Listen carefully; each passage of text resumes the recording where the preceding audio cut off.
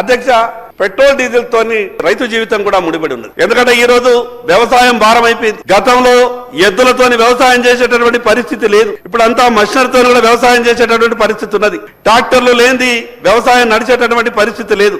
కానీ ఈ పెరిగినటువంటి ధరలతోని డీజిల్ కొని రైతు వ్యవసాయం చేసేటటువంటి పరిస్థితులు లేడు. కాబట్టి రైతుల కొరకు ప్రత్యేకంగా ప్రభుత్వం ఆలోచించాలని మీ ద్వారా ప్రభుత్వానికి విజ్ఞప్తి చేస్తున్నా.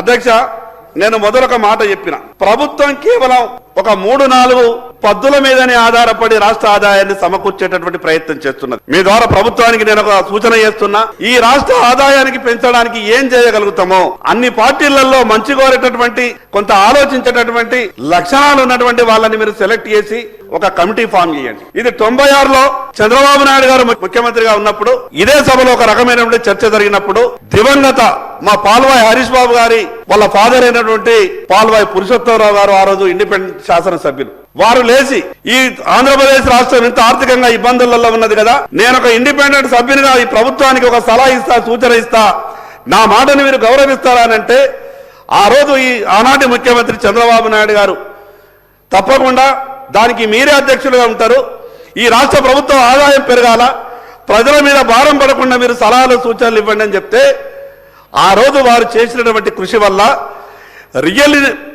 ఉన్నటువంటి రియల్ ఎస్టేట్ వ్యాపారంలో ప్రభుత్వం ఎందుకు రావద్దు, మన దగ్గరికి వెళ్ళి తీసుకున్నటువంటి 10 రూపాయల భూమిని ఈరోజు 100 రూపాయలకు అమ్ముకుంటున్నారు, దాన్ని ప్రభుత్వమే చేపట్టాలా, ఈ రకంగా ఆదాయం వస్తుందని కొన్ని సలహాలు సూచనలు చేస్తే ఆ సంవత్సరం 6,200 కోట్ల రూపాయలు, ఇది పెద్ద చరిత్ర అధ్యక్ష.